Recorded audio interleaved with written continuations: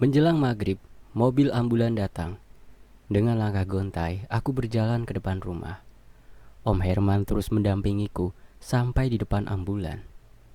Kak Nasrul turun dari ambulan dan langsung memelukku. Kami pun menangis. Tak menyangka ditinggal ibu secepat ini. Kak Nasrul mengajakku ke belakang ambulan, kemudian sang sopir membuka pintu itu. Terlihat sebuah peti jenazah berwarna putih. Jenazah ibu yang sudah terbungkus rapi dikeluarkan dari peti. Aku, Kak Nasrul, dan Om Herman membawa jenazah ibu ke dalam rumah. Kemudian dibaringkan di ruang tengah. Aku menangis sambil memeluk jenazah ibu. Saat akan membuka bagian wajahnya, Kak Nasrul malah melarang. Ia bilang sebaiknya kain kafannya tidak dibuka karena kondisi jenazah ibu yang kurang baik. Aku pun terduduk lemas, pasrah. Tak bisa melihat wajah ibu untuk terakhir kalinya. Tak bisa mengecup keningnya sebagai salam perpisahan. Sementara wajah yang terakhir ku ingat adalah saat ia mengomeliku tadi pagi.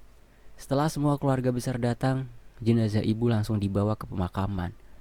Sebuah perjalanan yang begitu berat bagiku, mengantarkan ibu ke tempat peristirahatan terakhirnya. Pemakaman terlihat cukup ramai karena bukan ibu saja yang dimakamkan pada malam itu. Antrian mobil mengular hingga puluhan meter. Di gerbang pemakaman sudah ada beberapa stasiun televisi yang melakukan siaran langsung.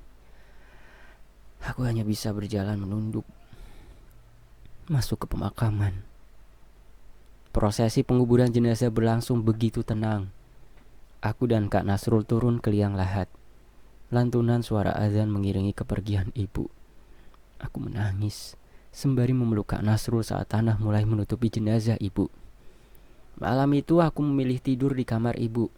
Berharap semuanya hanya mimpi buruk. Berharap saat bangun tidur, ibu sudah ada di hadapan dengan senyuman yang manis. Sayangnya itu tidak pernah terjadi. Tuk tuk. Lamunanku terhenti saat mendengar suara ketukan di jendela. Aku melirik ke sana. Terlihat gordin yang bergerak sedikit. Tuk tuk. Kini dari ekor mata terlihat ada bayangan seseorang sedang berdiri di balkon. Lang. Jelas sekali itu suara ibu. Tolong ibu. Aku menutup mata sebentar sembari mengumpulkan keberanian. Sosok yang tadi aku bayangkan kini hadir. Kubuka mata lalu menatap bayangan itu. Bu, pergilah dengan tenang. Tempat ibu bukan di sini. Ibu jangan khawatirin Gilang. Gilang janji bakal belajar hidup mandiri. Gilang juga janji untuk belajar ikhlas, Bu. Gilang gak akan lupa doain ibu. Sekarang ibu pergi ya. Jangan ganggu Gilang lagi. Tolong ibu, Lang. Badan ibu sakit semua. Seketika itu gordin bergerak seperti tertiup angin kencang. Srek. Gordin terbuka sebagian. Kini aku bisa melihat ibu sedang berdiri mengenakan seragam pengajian yang berlumuran darah. Wajahnya pun sudah penuh dengan darah. Aku menutup mata sambil merapal doa. Saat mata ini terbuka, ibu sudah tidak ada. Aku bangkit lalu berlari ke arah jendela untuk menutup gordin. Tak mau kalau tiba-tiba ada sosok lain yang muncul. Ku ambil ponsel, ternyata baru pukul 3 pagi. Aku berbaring sambil menghadap kiri, membelakangi jendela. Kemudian memutar video murotal Al-Quran di YouTube sambil menunggu waktu subuh tiba. 1 jam berlalu, azan subuh berkumandang. Bergegas aku bangkit dan berjalan ke kamar mandi untuk mengambil wudhu. Setelah sholat subuh, aku turun ke bawah untuk mengambil minum. Tak sengaja berpapasan dengan Om Herman. Kirain udah tidur, Lang, ucapnya. Belum, Om, ini baru mau tidur, balasku. Om belum tidur juga, imbuhku sambil menuangkan air ke dalam gelas. Tadi sempat tidur sebentar, terus kebangun, balasnya. Om mimpi ibu kamu datang ke sini, Lang. Sambungnya membuat tenggorokanku sedikit tercekat. Mimpinya gimana, Om? Tanyaku. Om cuma lihat ibu kamu berdiri di dekat jendela. Ibu gak bilang sesuatu, Om? Enggak. Aku bingung kenapa ya ibu jadi begitu.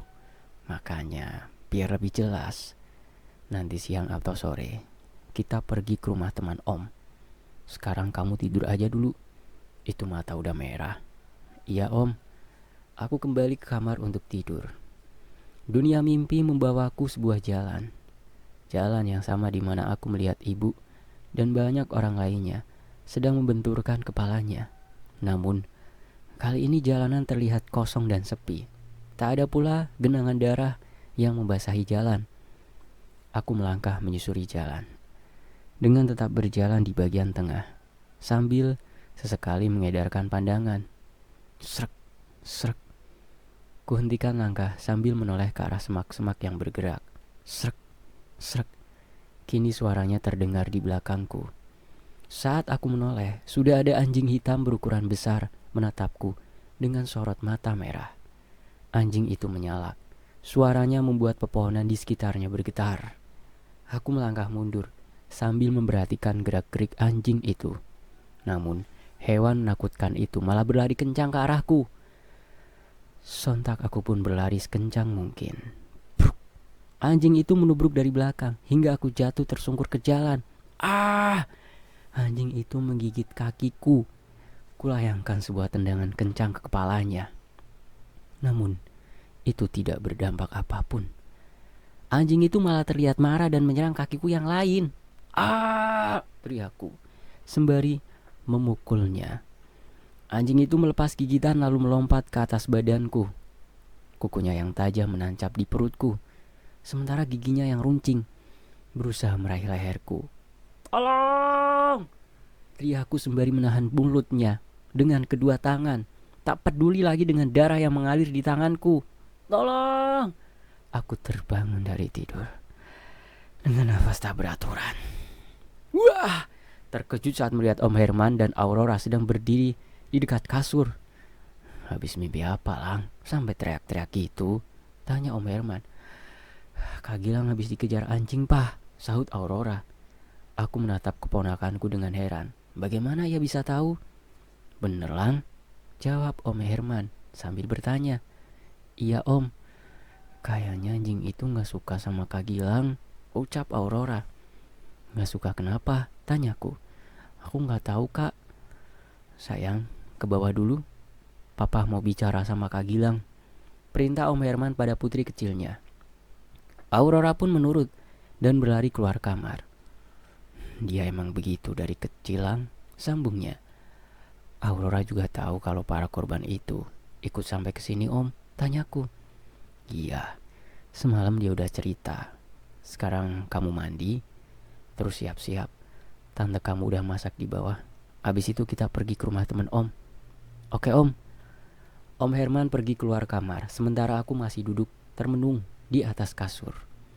Sekitar 5 menit kemudian, baru bergerak menuju kamar mandi. Gilang, udah bangun? Sapa Tante Farah saat aku menuruni tangga. Iya, Tan. Balasku sedikit canggung. Makan dulu sana, Tante udah masak. Iya, Tan. Aku melangkah ke dapur. Melihat banyak makanan sudah tersedia. Pilih aja, jangan bingung, ucap Tante Farah. Banyak banget masaknya, Tan. Iya, soalnya Tante bingung kamu mau makan apa. Apa aja aku makan, Tan. Soalnya buatan Tante pasti enak. Gilang bisa aja. Berarti makan semuanya. Aduh, bisa mati kekenyangan, Tan. Tante Farah tertawa. Tante ke kamar dulu, Lang. Oke, Tan. Aku pun fokus mengambil makanan. Lang, aku terkejut sampai sendok terjatuh ke lantai. Om, ngagetin aja, sahutku seraya mengambil sendok. Makanya di ruang tengah aja. Siap, Om. Setelah memilih menu makanan, aku pergi ke ruang tengah.